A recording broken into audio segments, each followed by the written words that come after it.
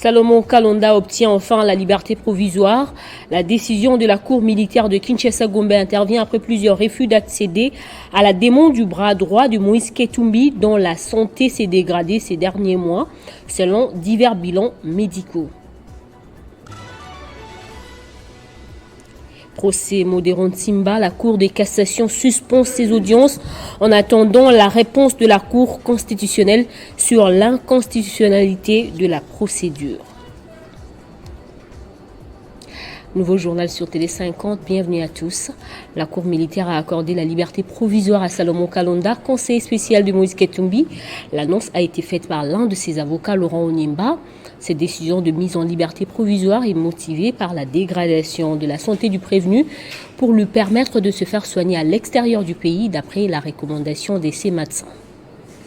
Il peut enfin aller se faire soigner à l'extérieur du pays. Le bras droit de Moïse Katumbi Tchapoué Salomon Idi Kalonda a bénéficié de la liberté provisoire accordée par la Cour militaire. Cette décision est motivée par la dégradation de la santé du prévenu. Salomon Kalonda a bénéficié aujourd'hui de la liberté provisoire. C'est d'abord la situation sanitaire de M. Salomon Kalonda qui est essentiellement alarmante. Et donc, pour l'instant, nous avons réussi à convaincre le juge de la Cour militaire de Gombe d'accéder à la demande de libérer M. Salomon Kalonda sur base de l'approche humanitaire que nous avons présentée. L'auditorat militaire avait requis 19 médecins, notamment ceux de la clinique universitaire de Kinshasa et de l'hôpital général des références de Kinshasa ex-Mamayemo, lesquels ont établi que l'état de santé de Salomon Kalonda nécessite une bonne prise en charge. Plusieurs demandes de liberté provisoire avaient été auparavant rejetées par la Cour militaire. L'Assemblée provinciale du Maniema a validé son mandat comme député provincial élu à la suite des élections du 20 décembre 2023. Pour l'instant, nous ne voulons nullement pas communiquer sur la suite parce que vous savez, toute liberté provisoire est assortie des conditionnalités. Je ne commente pas les accords politiques. Si c'était les accords politiques, eh bien, M. Salomon Kalonda devait absolument ne pas avoir besoin d'avocat pour déposer une requête, la première, la deuxième, la troisième. Donc pour nous, nous nous limitons à dire que M. Salomon Kalonda a bénéficié de sa liberté provisoire. Salomon Kalonda Idi a été arrêté le 30 mai 2023 à l'aéroport international d'Njili à Kinshasa. Depuis son arrestation, ses avocats contestent les accusations portées contre lui et remettent en question la légalité de la procédure ayant conduit à sa détention. Toujours en justice, la Cour de cassation a décidé de surseoir son instruction dans l'affaire Modéron Simba, accusé entre autres de propagation de faux bruits. Cette juridiction dit attendre la réponse de la Cour constitutionnelle sur l'exception d'inconstitutionnalité soulevée. Entre-temps, les députés nationaux restent incarcérés à la prison centrale de Makala. L'audience de ce mercredi tenue en procédure de flagrance contre le député national Modéron Simba était consacrée au réquisitoire du ministère public et aux plaidoiries des partis. Mais le parquet près la Cour de cassation a décidé de surseoir son instruction dans cette affaire en attendant la réponse de la Cour constitutionnelle sur l'exception d'inconstitutionnalité soulevée par la défense. La prochaine audience n'aura lieu qu'après le prononcé de la Haute Cour qui devra intervenir incessamment. Pendant ce temps, le député national élu de Moamba reste en détention à la prison centrale de Makala, pourtant assigné en résidence surveillée, selon ses avocats. 2 chefs d'accusation ont été retenus contre Modéron Simba. L'ex-ministre du Tourisme est poursuivi pour propagation de faux bruits et imputation dommageable à la suite de la publication d'un audio devenu viral sur la toile lié à la disparition de Chérubin Okende. Pour rappel, les avocats de Modéron Simba avaient, lors de l'audience de lundi, demandé à la Cour de cassation de faire comparaître l'officier de police judiciaire qui avait auditionné leur client au renseignement militaire afin de préciser à la Cour l'origine de l'audio qui fait l'objet de l'instruction de cette affaire. Et la Cour constitutionnelle a appelé cette fois-ci à ne pas céder aux pressions des politiques. C'est la demande de la société civile révolutionnaire faite à l'occasion de la présentation du rapport général sur les élections présidentielles, législatives, nationales, provinciales et municipales du 20 décembre 2023. La société civile révolutionnaire a profité de cette occasion pour faire également la mise au point sur la situation sécuritaire sur toute l'étendue du territoire national. Élection générale du 20 décembre 2023. Le contentieux électoral, la situation sécuritaire ont été les sujets qui ont fait l'objet du rapport de la société civile révolutionnaire qui demande aux politiques de laisser toute pression aux instances qui ont rendu les résultats des élections de 2023. La société civile révolutionnaire salue la maturité du peuple congolais en dépit de la situation sécuritaire dans l'est du pays, du taux élevé de la criminalité urbaine. Le peuple congolais, note la société civile, a opéré un choix judicieux. On a constaté qu'aux élections, le peuple congolais a voté ce président à sa propre succession sans rien comme un frère reçu. Mais l'ensemble du territoire national, il a été correctement venu, même à la diaspora. Parce que c'est quelqu'un de bonne foi. Concernant les banditismes et l'insécurité dans l'Est, la société civile révolutionnaire fait la mise au point. S'agissant de la station sécuritaire de notre pays RDC, nous vous confirmons que notre pays a régressé. Et les menaces et les dangers sont permanents. Du fait qu'elle est confrontée par une agression barbare du Rwanda avec son président Paul Kagame et l'air supplétif du M23 et les multinationaux. Les politiques qui comptent forcer la main à la Cour constitutionnelle par les pressions pour obtenir la validation des députés nationaux invalidés sous prétexte de la correction d'erreurs matérielles doivent déchanter, car la société civile révolutionnaire encourage la haute cour à ne pas céder, tout en soutenant la Cour constitutionnelle et son président et son entourage de se pencher sur l'examen des requêtes en rectification d'erreurs, sans parti pris ni sans pression, en évitant de faire de celle-ci une reprise d'instance pour remettre en cause le travail abattu et à l'issue duquel un arrêt des proclamations des résultats définitifs a été rendu. Autre chose à présent dans la lutte contre le banditisme urbain, appelé communément phénomène Kuluna, des unités de police conduites par le colonel Freddy Lifenge ont effectué une patrouille nocturne dans la nuit du mardi à mercredi 27 mars dans le district du Moamba. Il est 2h du matin, l'heure de pointe pour les Kuluna du Moamba. Et le colonel Freddy Lifenge, lui, galvanise ses troupes. Les déploiements commencent avec consigne. Arrestation des bandits urbains, communément appelés Kuluna, fichés par la police. Les quartiers Vitamine et quartier Battre sont parmi les cibles. Et voici les résultats. Le commandant du district de Moamba lance les messages à la population sous son commandement.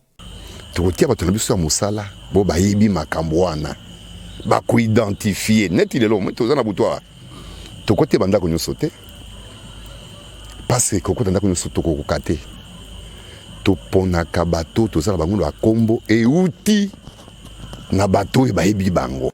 La population du Moamba est appelée à faire confiance à la police car la sécurité c'est une affaire de tous. Constructions anarchiques dans la commune de Lantille, on en parle dans ce journal. 72 heures, c'est l'ultimatum accordé à toutes les personnes occupant illégalement les sites Poul-Malébo. Le comité directeur a notifié la ministre provinciale des Affaires foncières, urbanisme et habitat des démolitions prévues après ce délai. C'est une mise en demeure d'une durée de 72 heures à toutes les spoliataires des différents sites dans la commune de Lantélé, les cas des Poul-Malébo. Les comités directeurs de ces sites ont signé un document rendu public par plusieurs médias en ligne, communiqué ayant comme objectif une mise en demeure aux occupants illégaux de la concession Poul-Malébo. Un document qui est adressé à la ministre provinciale des Affaires foncières, urbanisme et habitat lui transmis dans l'arrêté du 15 juin 2023 du gouverneur de la ville de Kinshasa, Jean-Tini Ngobila Mbaka, portant sur la démolition de toutes les constructions anarchiques situées dans la dite concession. Conformément aux arrêtés, ces derniers ont notifié la hiérarchie de la ville d'une mise en demeure de 72 heures à dater de la présence des procédés à la démolition de toutes les constructions anarchiques sur les différents sites, dont celui abritant les projets Poul-Malébo Antillé.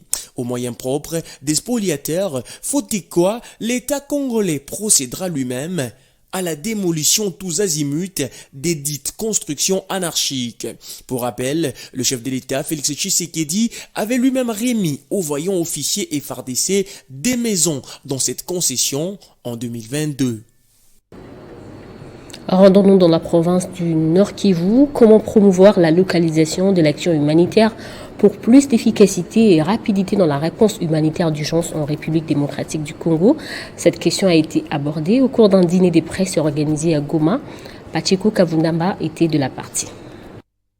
Au cours de ces dîners de presse tenus à l'hôtel Serena à Goma, il a d'abord été question de parler de la localisation de l'aide humanitaire, bonne pratique du programme multinational Together.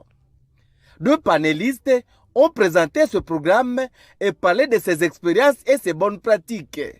Paulin Kalenga, président du comité de pilotage national de Together, revient ici sur les objectifs de ces dîners de presse. Il était question que nous faisions au moins un point en termes des actions réalisées et en termes de la visibilité du programme, et surtout que ces dîners de presse servent aussi de plaidoyer sur la localisation de l'aide humanitaire en RDC. Ce programme Together, commencé depuis 2021 et qui arrive à sa fin, a eu plusieurs composantes. Le programme Together, c'est un programme axé sur la localisation de l'aide humanitaire. C'est un programme qui comprend 8 pays et la RDC fait partie de ce pays. Et au sein de la RDC, nous avons 5 organisations nationales qui travaillent en synergie pour promouvoir au moins les questions de localisation de l'aide humanitaire en RDC. Les composantes du programme Together, nous avons les organisations nationales, notamment ADSSE, AIDS, RACOJ Nord Kivu, TPU et SAD. Et nous avons un partenaire international, Diakonie Katastrophenhilfe, qui impulse le programme au niveau national. Il faut dire que cette même activité s'est déroulée au même moment à Bunia en Ituri et à Bukavu au sud Kivu.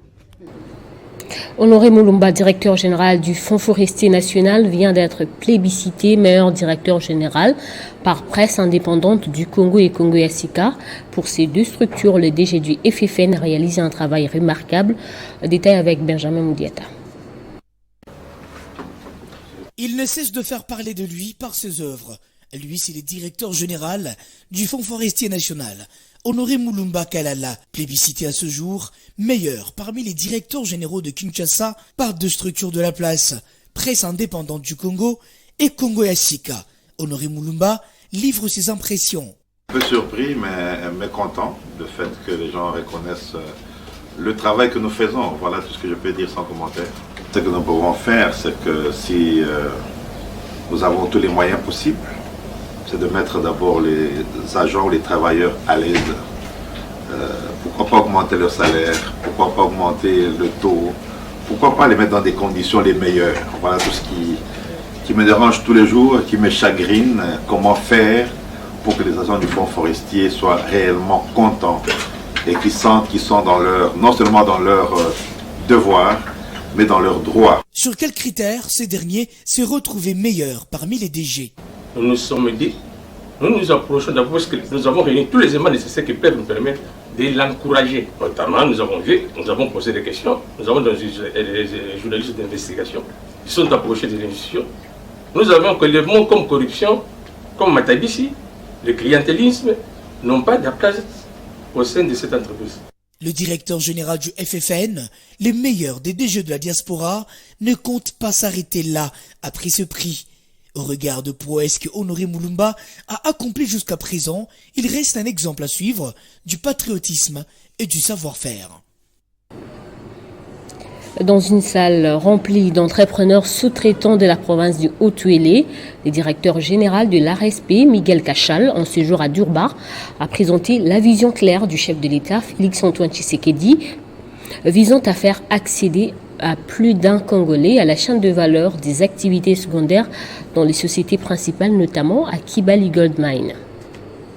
Durant la seconde moitié de sa journée d'intense travail à Durba, le DG Miguel Cachal est allé à la rencontre d'un grand nombre d'entrepreneurs de la province du Haut-Uélé pour un entretien à bâton rompu. Tel un véritable sauveur de la sous-traitance en RDC, le gendarme du président Tshisekedi a été reçu avec faste dans la salle communautaire de Kibali, rempli comme un œuf. L'administrateur de territoire, les autorités coutumières, le membre de la FEC provinciale, les associations et structures des entrepreneurs hommes et femmes, ainsi que les représentants de la société Kibali Gold, étaient présents pour écouter le message du patron de l'autorité des régulations de la sous-traitance dans le secteur privé, Miguel Cachal. À sa prise de parole, l'euphorie de joie était encore plus grande.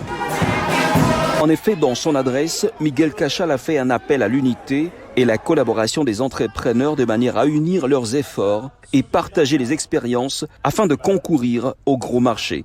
S'en est suivi un jeu de questions-réponses très enrichissante, sanctionné par une invitation en direction d'une délégation ad hoc qui va rejoindre Kinshasa dans le prochain jour pour approfondir sur les problématiques exprimées. Après l'avoir écouté, les opérateurs économiques de Durba n'ont pas manqué de remercier le chef de l'État pour son implication personnelle dans la promotion du contenu local et de la sous-traitance en RDC. C'est permis de remercier le président d'abord de la République, qui a un souci na biso ba jeune congolais pour bénéfice et avantage dans l'activité à biso ya mboka. Nous voulons à ce que les DG de l'ARSP puissent intervenir davantage pourvu que les grands marchés que nous étions en train d'exécuter à l'époque nous reviennent encore.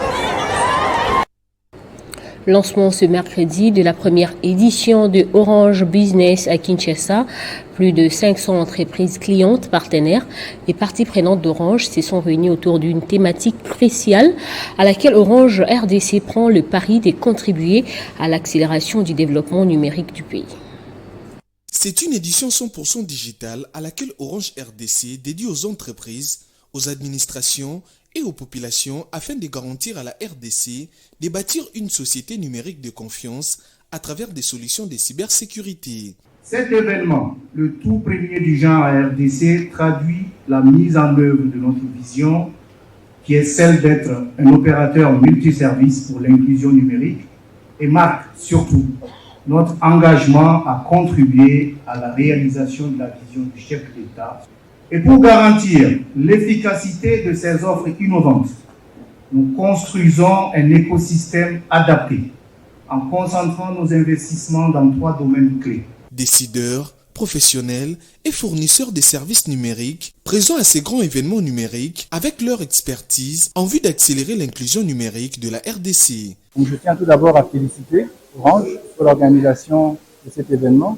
Et ce genre d'événements permettent à la communauté de pouvoir se retrouver, discuter de problématiques et planifier les actions pour pouvoir avancer et faire accélérer le développement du numérique en RDC. Sous les thèmes la digitalisation avancée, connectivité enrichie et cybersécurité, Orange RDC opte pour le déploiement de connectivités de nouvelle génération pour garantir aux administrations et aux entreprises de toute taille l'interconnexion pour leurs différents sites à travers le pays. Aujourd'hui, les entreprises bénéficient de réseaux de communication et au-delà de ces réseaux, des solutions, ont besoin de plus en plus de solutions intelligentes pour accompagner leur développement numérique. Et Orange s'affirme comme un leader international, congolais bien sûr, pour accompagner les entreprises dans cette transformation digitale.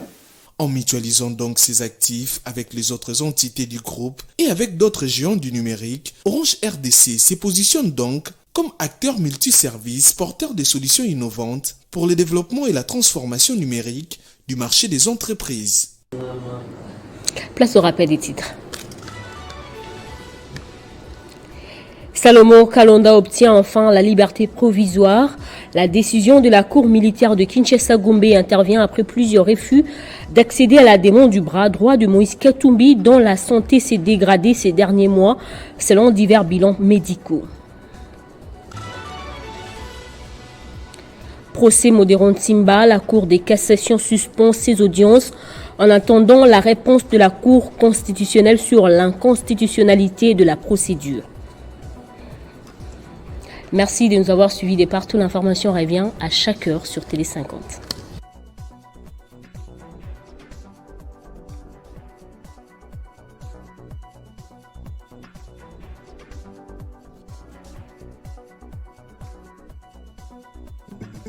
Retrouvez toute l'actualité en continu sur www.tele50.cd.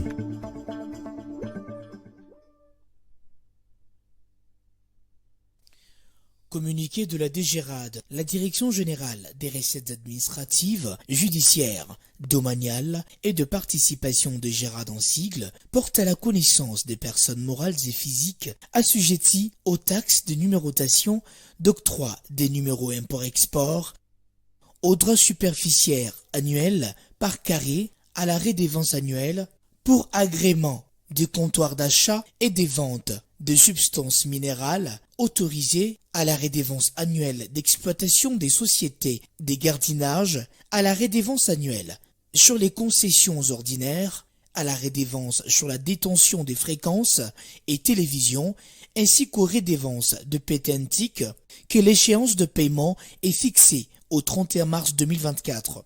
Cette échéance étant un dimanche, il est demandé aux assujettis concernés de procéder au paiement des dits droits, taxes et rédévances au plus tard le 30 mars 2024, dernier jour comptable du mois. Il en va de même pour la déclaration des taxes rémunératoires annuelles et des pollutions dans les secteurs de l'environnement. Le non-respect de ces délais expose les contrevenants aux pénalités et aux amendes transactionnelles conformément aux dispositions légales et réglementaires en vigueur. Les directeurs généraux Jean-Lucien Boniemé et Kofo.